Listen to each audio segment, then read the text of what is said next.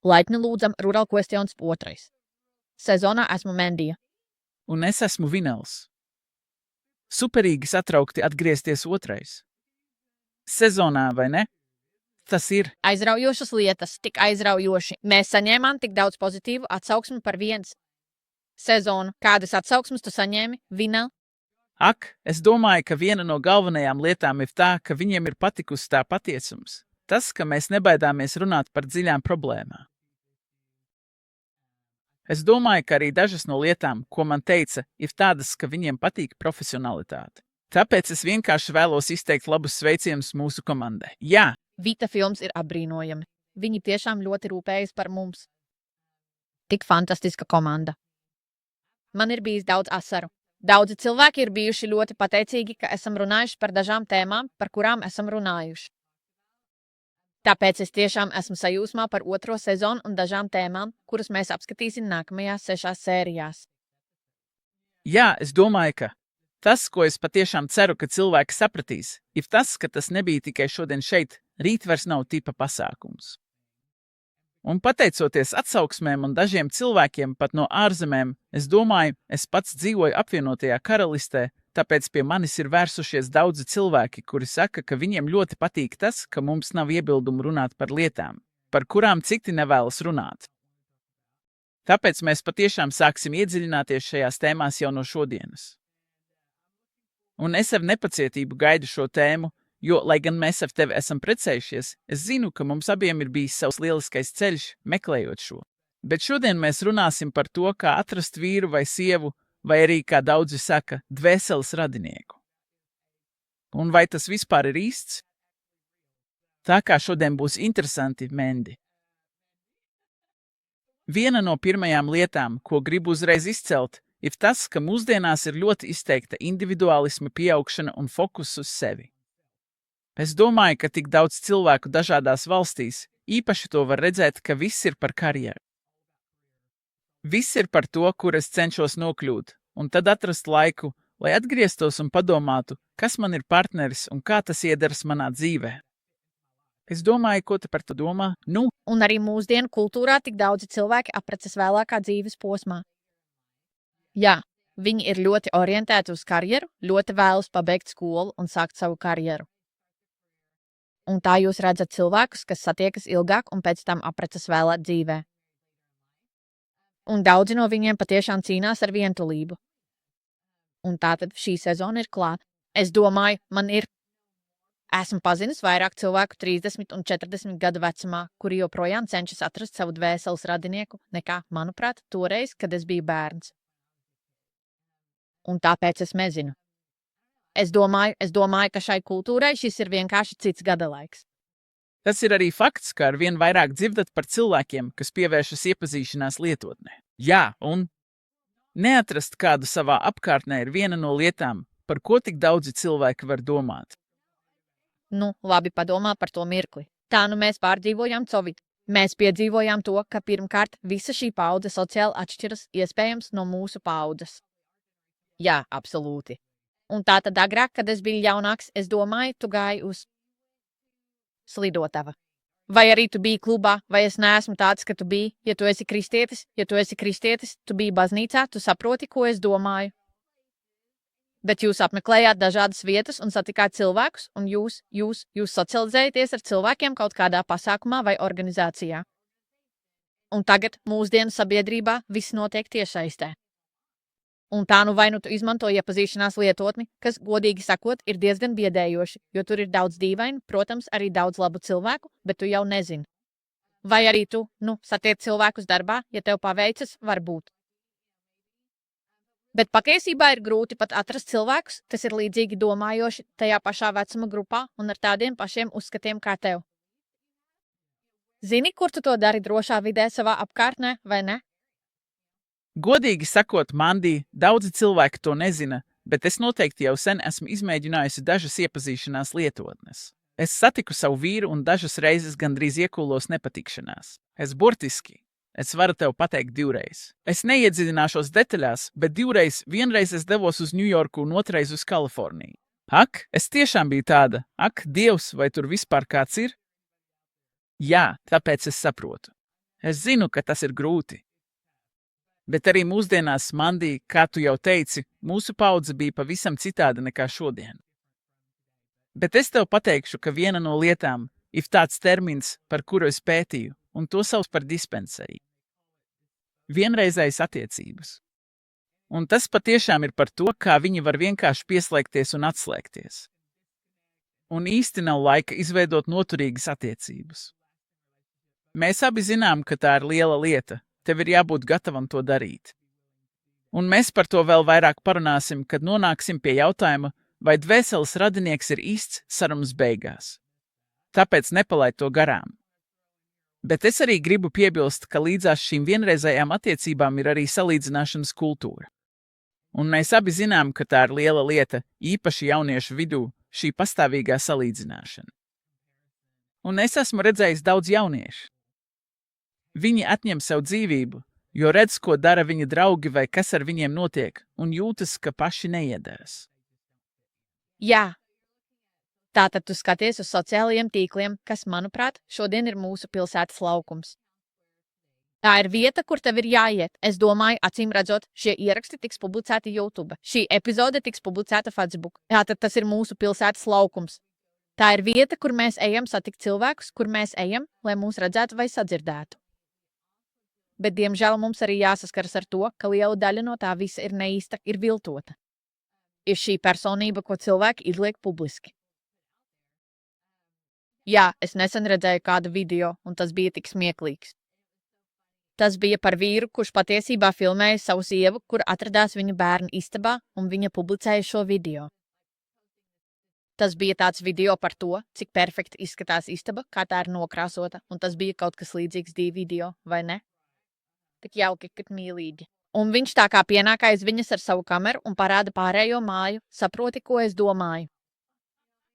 Un tur viss bija nekārtībā, tas bija briesmīgi, visur bija samests mantas kaudzēs.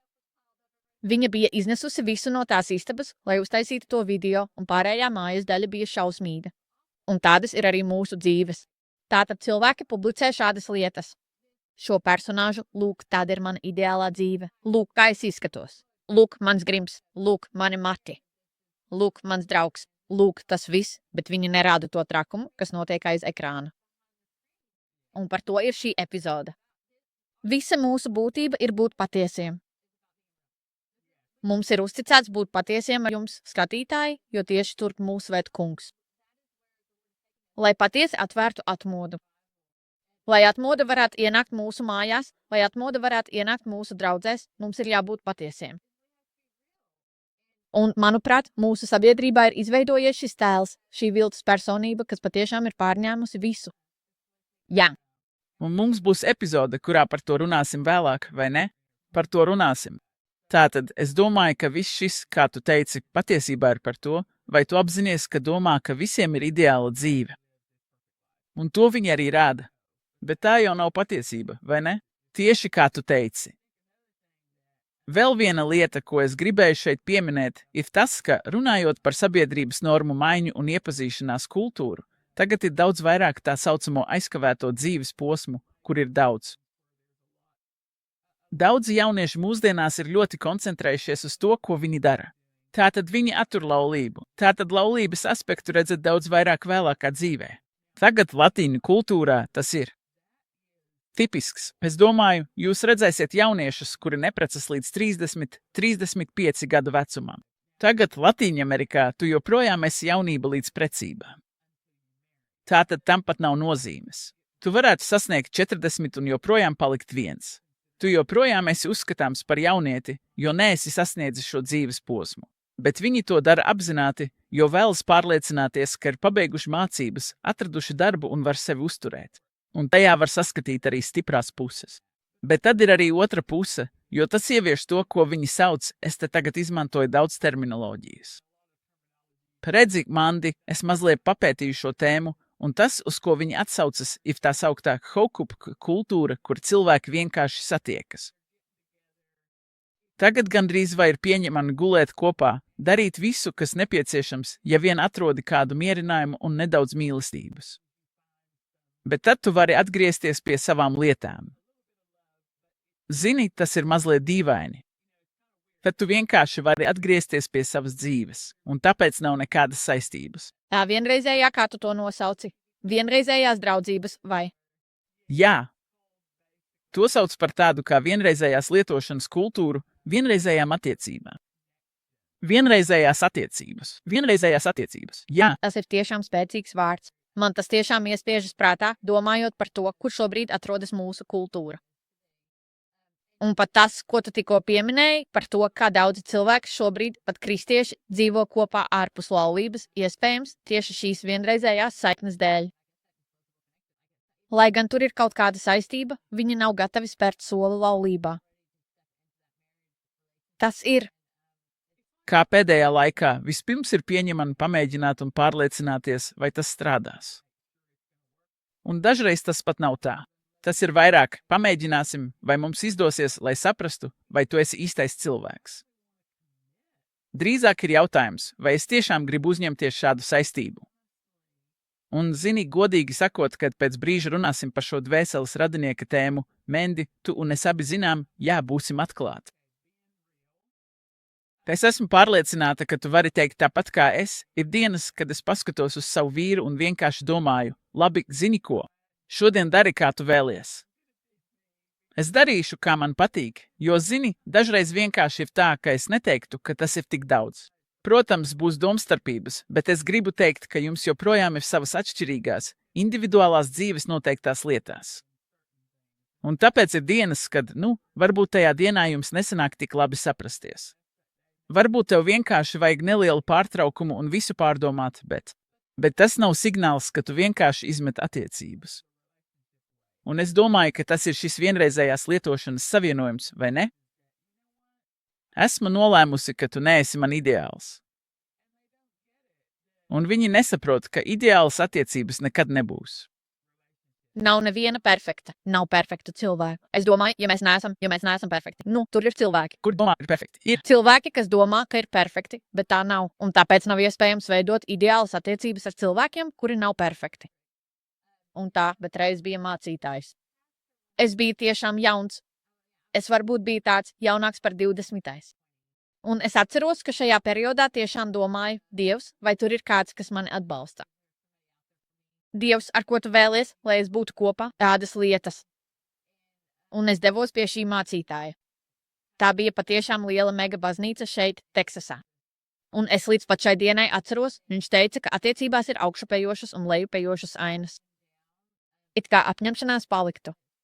Un tik līdzīgi. Tāpēc dažās dienās tu, viņš teica, nevienmēr mīlēsi savu dzīves biedru. Tāpēc viņš saka, ka dažās dienās tu tāds neesi. Jūs esat iekšā. mīlestība ar viņiem, bet tad dažās dienās tu vienkārši esi tāds, zini ko, es domāju, es tevi mīlu, bet šodien tu man īpaši nepatīc. Jā, Es vēlētos, lai varētu precīzi atcerēties, ko viņš teica, bet būtībā tas bija par to, ka tu izdari izvēli. jā, Būt precētam, tu izdari izvēli būt uzticīgam. Tātad katru dienu tu esi izvēlējies būt šajās attiecībās. Tātad labi vai slikti. Un zini, vai nu tev ir laba diena, un tu esi ļoti iemīlējies. Un tur ir, un jums ir visa tā ķīmija, un tas ir tā, silti un omulīgi. Un tad diena. medus mēneša posms. Jā, un ir dienas, kad tu vienkārši domā, nezinu, vai tu šodien labi smaržo, bet zini, nezinu, vai man nepatīk tavs tonis šodien, draugs. Zini, tas viss, bet tu joprojām esi. Tu izvēlies, šīs ir uzticīgas attiecības, neatkarīgi no tā, vai tās ir labas vai sliktas, slimības vai veselības. Un tev katru dienu tas ir jāizvēlas. Zini, tā nav atcelšanas kultūra. Mums nevar būt domāšana kā atcelšanas kultūrā, īpaši, kad runa ir par laulību. Jā, Un es domāju, ka tieši tas ir, es nesaku, es nekad negribu visus ielikt vienā kastē.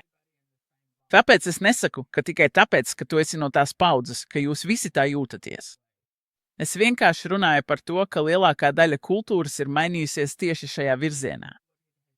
Arī tu varbūt neiedaries tajā kategorijā, bet tas ir tāds kā aizbēgšanas veids, man nav jāuzņemas saistības pret tevi. Un, ja mēs dzīvojam kopā, es varu vienkārši iziet pa tām durvīm. Un man nav jāuztraucas par šķiršanās kārtošanu un visām tām lietām. Bet, tu zini, es domāju, mēs abi to zinām. Ja mēs runājam par laulību, tad tas tiešām nozīmē, ka, kad tu tajā iesaisties, tā ir realitāte. Tos vārdus tu nevari pieminēt ik pēc 5 minūtēm, kad jums ir strīdi. Tie ir vārdi, no kuriem tu izvairies. Tu iemācies, ka, kad jums ir domstarpības, jā, jūs piekrītat nepiekrist. Bet svarīgi ir arī klausīties. Varbūt tev tiešām vajag ieklausīties savā partnerī un padomāt, labi, tev ir taisnība. Man droši vien šeit būs jāveic dažas korekcijas. Otra lieta, ko es tiešām gribēju šeit pieminēt, ir runāts par to pašu, Mendī, proti par bailēm nomierināties. Ak, Dievs, tas ir uz visiem laikiem. Bet tad, tas ir arī pretstatā bailēm kaut ko palaist garām, šai bailē no realitātes, FOMO, ko viņi piedzīvo. Tātad, vai tas nav oksimorons? Tātad tās ir bailes. Zini, tās ir bailes iesaistīties nopietnās attiecībās. Tās ir bailes palaist garām attiecības.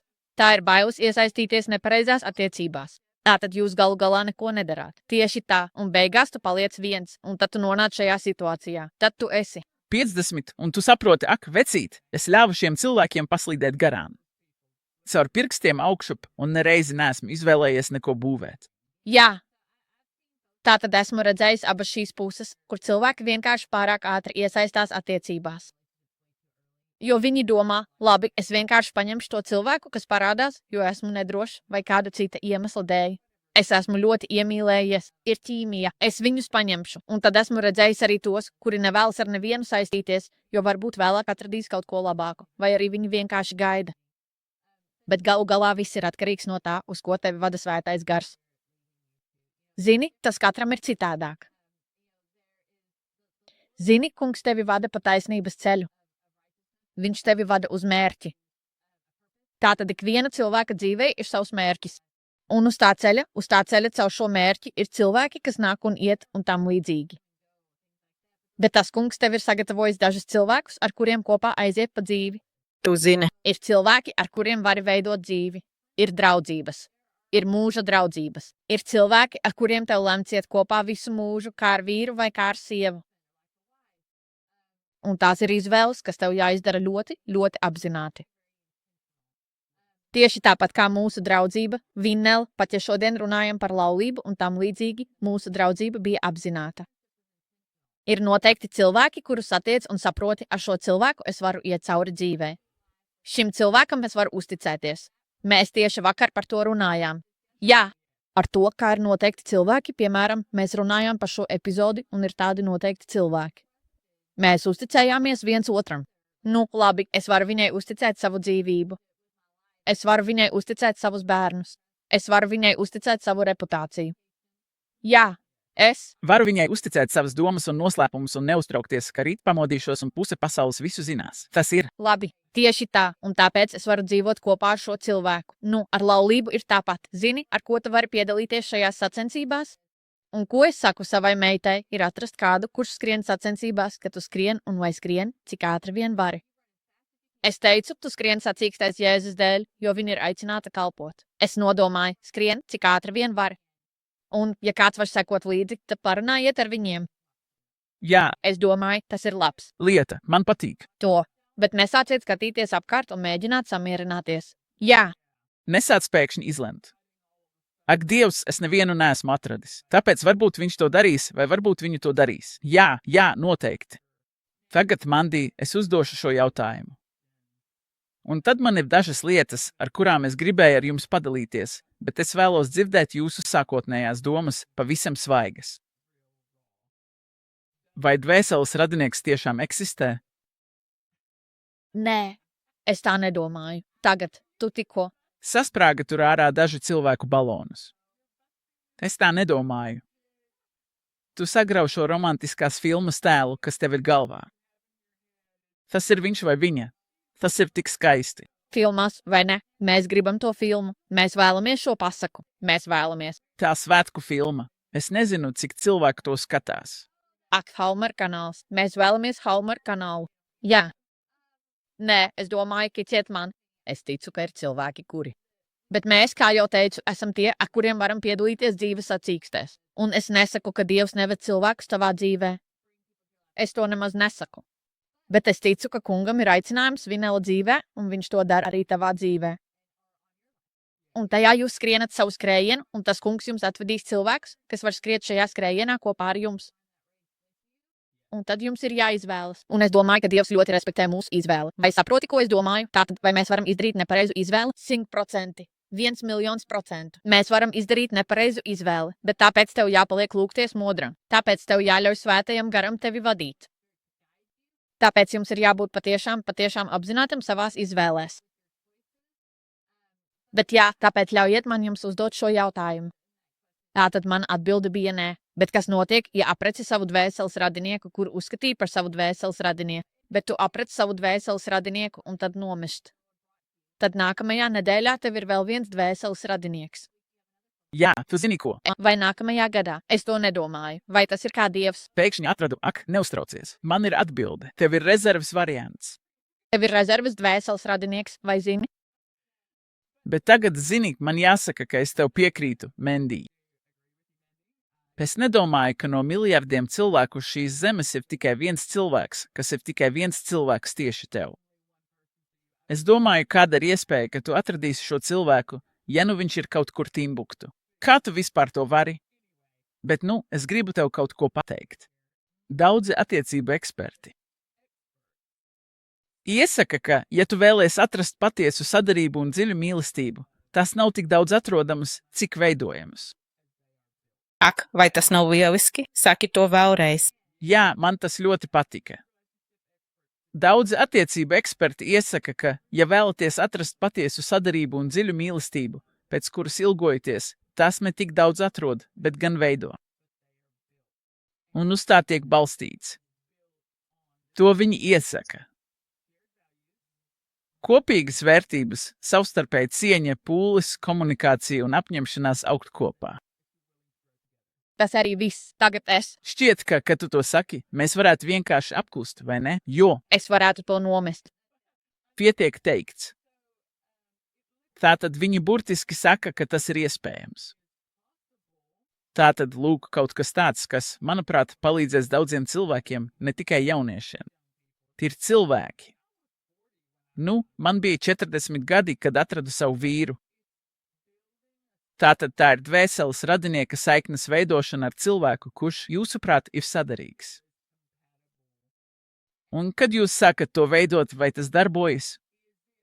Tagad, ziniet, mēs šobrīd strādājam ar dažiem pāriem Kolumbijā, Dienvidamerikā. Un mēs esam vieni no pirmajiem. Viena no pirmajām sesijām ar viņiem ir par komunikāciju, jo, kā zināms, lielākais šķiršanās iemesls Mandī ir tieši komunikācija. Tātad tas patiešām ir par to, kāda ir jūsu komunikācijas stili. Kā jūs tikāt audzināts, kāda bija atmosfēra jūsu mājās? Un es jums pastāstīšu, kad viņi sāks stāstīt savus stāstus par to, kā viņi tika audzināti savās mājās un kā viņi sazinājās. Mendī, partneris tā it kā sēž, skatās uz viņiem un domā, ak, tu man to nekad neteici. Es nezināju, ka tāpēc jūs komunicējāt šādā veidā un kāpēc tā. Mums tas dažreiz ir tik grūti. Tātad pastāv arī ārējie procesi, kad viņi domā domāšanas apstrāde, kad viņi to dara skaļi. Tik labi. Un tā, kad jūs sākat to darīt, jūs nesakāt, ka tas ir uz visiem laikiem, bet tas ir veids, kā viņi to apstrādā. Citi cilvēki to apstrādā savukārt. Tātad ir tik daudz lietu, kas to ietekmē. Bet es domāju, ka visa šī lieta sāk apzināties, ka varētu būt vairāki cilvēki, kas der. Bet tieši tas ir cilvēks, kurš ir kopā ar jums, kurš ir gatavs balstīties uz šīm lietām un strādāt pie tām. Un daudz sarunu. Tātad. Tas man lika atcerēties, kad satiku savu vīru, es patiešām nevēlējos satikties. Manā redzeslokā nebija doma par satikšanos. Es negribēju satikties. Es zinu, ka daudzi, kas skatās šo, patiešām ir gatavi. Ziniet, viņi vēlas atrast to īsto vīru, un viņi ir nervozi par to, lai nepieļautu kļūdu izvēlē. Bet es vēlos jūs iedrošināt, jo es nebiju tajā vietā, kur baidītos izdarīt nepareizu izvēli. Jo es nācu no vides, kur es un mani bērni bijām piedzīvojuši vardarbīgu laulību. Un tad mēs bijām. Pēc tam es ilgu laiku biju viena. Un es patiešām baidījos izdarīt nepareizu izvēli. Man arī tāpat. Un tāpēc es vienkārši neko neizvēlējos. Es vienkārši koncentrējos uz savu ģimeni un darbu. Un pienāca brīdis, kad es satiku savu vīru, un Dievs man patiešām atsūtīja brīnišķīgu vīru, kurš bija ļoti pacietīgs ar mani. Jo es nebiju no vieglākajiem cilvēkiem, zini, bet es neusticējos pati sev. Un tāpēc man vajadzēja nonākt līdz vietai, kur es teicu, kungs, vai tas tiešām esi tu? Tieši tā, vai tas tiešām esi tu? Tāpēc es neteikšu, ka tas bija dvēseles radinieks. Tas vairāk bija par to, ka mans dvēseles radinieks bija Jēzus. Mans dvēseles radinieks bija Svētais Gars, un es nodomāju, Svētais Gars, man vajag, lai tu ar mani runātu. Svētais Gars, vai šis ir tas vīrietis, ar kuru tu vēlies, lai es būtu kopā? Un man bija jāsaņem šī atļauja no viņa, un es tā arī izdarīju. Gandrīz tā, it kā tas kungs mani būtu spiedis, it kā viss būtu kārtībā. Viss kārtībā. Ej, un man bija bail. Bet tas nonāca līdz attiecībām ar Svēto Garu. Tāpēc es iedrošinātu ikvienu, kurš šobrīd ir tajā dzīves posmā, kad meklē savu dzīves biedru, meklē to īsto cilvēku. Jā, izmantojiet gudrību. Jā, ieklausieties visā tajā, ko viņa tikko stāstīja par komunikāciju. Tas viss ir pilnīgi pareizi, 100%. Vai mans vīrs bija ideāls, kad es viņu satiku? Nē, bet Svētais Gars zināja, par kādu vīrieti viņš kļūst. Svētais Gars zināja, ka, hei, es viņu vedīšu izaugsmas ceļā, un viņš kļūs par garīgu karotāju. Bet vai viņš tāds bija, kad es viņu pirmo reizi satiku? Nē, viņš mīlēja kungu. Viņš ticēja kungam, bet viņš vēl nebija tas karotājs, kāds ir tagad. Bet tas kungs zināja, un es to nezināju. Tā ka ir lietas, ko tu varbūt nezini par to dzīves biedru, kas tev būs pēc 20 gadiem. Tev ir jāuzticas Svētajam Garam, lai viņš tevi vada. Tāpēc klausies tajā iekšējā balsī, klausies tajā mazajā graudiņā, kas ir tevī iekšā. Tas ir Svētais Gars, kas tevi vada un virza. Un es tev apsolu, viņš tevi nenovedīs nepareizā virzienā. Jā, Mendi, tas ir tik labi. Un es arī gribu tam piebilst, ka tev arī vajag, runājot par to, vai tas ir īstais cilvēks man. Ļauj man pateikt, kad es satiku savu vīru, viņš bija pilnīgs pretstats tam, ko es domāju, ka meklēju. Es atceros, kad runāju ar savām draudzenēm, šis ir ideālais puisis. Šādi mēs gribam, lai viņš izskatās. Šādam viņam jābūt, tā mēs to vēlējāmies. Un tad, kad es satiku Paulu, savu vīru, kuru es vienkārši dievinu, un viņš patiešām ir ideālais vīrietis man. Bet, kad es viņu ieraudzīju un sāku ar viņu runāt, es nodomāju, nē, atvainojos. Tu esi kļūdījies. Šis noteikti ir pilnīgs pretstats tam, ko es meklēju. Bet, kad sāku ar viņu runāt, mums bija sarunas stundām ilgi. Viņš ir no Anglijas. Acīm redzot, es esmu no Teksasas. Bet, kad sākām runāt, neredzot viens otru, saruna ieguva jēgu. Un es būšu godīga pret tevi, Mandī, es visu laiku nodomāju, nē, piedod. Man vienalga, jā, šis ir lielisks draugs. Un es domāju, ka tas ir tikai tāpēc, ka jāatbrīvojas no sava ideālā filmas tēla, jo tā ir fantāzija. Tas ir jauki. Un jā, ir gadījumi, kad tas notiek. Bet tas, ko es tev pateikšu, ir tavs kļūs par filmas mīlas stāstu. Tas notiks. Ja jūs ļaujat, pats saproti. Mans puisis, mans Pols, ir pilnīgs pretstats tam, ko es patiesībā domāju, ka man vajag. Es domāju, tu un es, Mendi, esam ļoti ekstraverti. Mēs esam tur ārā sludinot un mācot. Jā, mans vīrs to dara daudz, bet tajā pašā laikā viņš ir daudz vairāk iesaistīts aizkulisēs ar klientiem, ar kuriem viņš strādā, un cilvēkiem, ar kuriem viņš strādā. Viņš ir domātājs. Viņš daudz sēž un klausās. Tavs vīrs ir tāds pats. Un es nedomāju, ka... Es domāju, ka tas kungs zināja, ka mums nevajag vēl vienu no mums, ko mēs domājām, ka mums tiešām vajadzēja. Tāpēc es vēlos iedrošināt ikvienu to iegūt. Es nesaku, ka jums tāda nav. Lūdzu, nesaprotat mani nepareizi. Jums ir jābūt kritērijiem, lai noteiktu, kas ir cilvēks, kas ir pārdevis sevi Dievam. Man ļoti patīk tas, ko tu teici par to, ka, ja tu skrien savu sacīksti, nepārstāj skriet savu sacīksti. Tikai tāpēc, ka tev šķiet, ka tu viņus apdzīsi vai pārspēsi. Tev nav vajadzīgs kāds, kurš tevi vedīs pie kunga. Nesāc attiecības ar domu, es viņu atgriezīšu ticībā, jo, zini, mums pat iespējams nav tam laika. Bet būsim godīgi, cilvēks, kurš nav tavā ticībā, tavos kristīgajos uzskatos. Ļaujiet man jums pateikt, ka dzīves gaitā parādīsies daudz vairāk atšķirību. Tāpēc nopietni padomājiet par to. āmen, jā. Tam ir jābūt prioritātei. Bet lielākoties, manuprāt, tev patiesi jātic, ka, sākot veidot to, ko uzskati par savu dvēseles radinieku, Dievs vienkārši ieliek tur lietas, un jūs vienkārši sākat augt kopā. Bet es domāju, ka jūs redzēsiet arī godīgos sarkanos karogus. Ja tu zini, labi, jā, tas varēja būt, bet šeit noteikti ir daži galvenie faktori. Jā, Man ātri jāpadalās ar šo pēdējo stāstu, jo zinu, ka mums drīz beigsies laiks, bet kungs man to tikko atgādināja. Tātad, pirms satiku savu vīru apmēram 10 gadus pirms tam, es un mani bērni bijām pārdzīvojuši ļoti grūtu laulību. Un tā bija, mēs bijām ļoti nabadzīgi. Tas bija, ziniet, izlasiet manu grāmatu, kur tved zemes ceļš. Tu to izdomāsi. Jā, labi. Bet, un iekšā. spāņu valoda. Un spāņu valodā. Spāņu valoda. Nu, mēs dzīvojam Teksasas austrumos šajā mazajā būdiņā. Un mēs ar bērniem devāmies uz šo Šambaha atzimšanas koncertu. Ai, Mēs vienkārši sēdējām pēdējā rindā. mēs bijām tādi, labi, jā. Labi, tātad tas bija viens no tiem atzimšanas dievkalpojumiem telpī. Tātad viņš bija Teksasas austrumos, un mēs vienkārši sēdējām pēdējā rindā. Un godīgi sakot, es neatceros, par ko bija sprediķis. Viņš bija vecāks, kad tas notika. Un, zini, bet viss, ko es atceros, ir tas, ka viņš teica, ja tu tiešām kaut ko vēlies, esi konkrēts un sastādi sarakstu. Jā, viņš vienmēr par to runāja. Jā, tā nu es devos mājās. Es devos uz savu mazo būdiņu, noliku bērnus gultā, un es biju salauzti, jūs puiši. Es biju pilnībā salauzts. Un es jūtu, ka man vajag vīru. Man šķita, ka vienīgais veids, kā izkļūt no šīs situācijas, ir ar vīra palīdzību. Pilnīgi cita epizode, pavisam cits stāsts. Es jums saku, ka šeit ir liels stāsts, bet pastāstīšu jums nelielu tā daļu. Un tā savā prātā, savā smadzenēs, tajā laikā es biju ļoti salauzts. Man bija sajūta, ka man vajag vīru. Jā, nepareizi iemesli. Priekš. Nepareizi iemesli. Un tā es izveidoju sarakstu. Un šajā sarakstā es gribēju vīru, kurš būtu noteikta figūra. Un es ļoti precīzi norādīju, cik daudz ienākumu es vēlos, lai viņš gūtu. Es gribēju vīru, kuram nebūtu nekādu citu saikņu, piemēram, cita dzīvesbiedra vai bijušās sievas vai kaut kā tam līdzīga. Bez bērniem. Es to visu negribēju, jo saprotiet, es biju daudz ko pārdzīvojusi. Labi, es negribēju nekādu drāmu. Es vienkārši gribēju kādu, kuram rūp tikai es, saprotiet.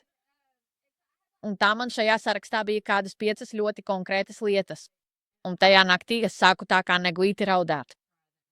Tāds, kur puņķi tek neglīta raudāšana uz grīdas, kā Dievs, lūk, mans saraksts. Un es runāju par to neglīto raudāšanu, kad puņķi visur te.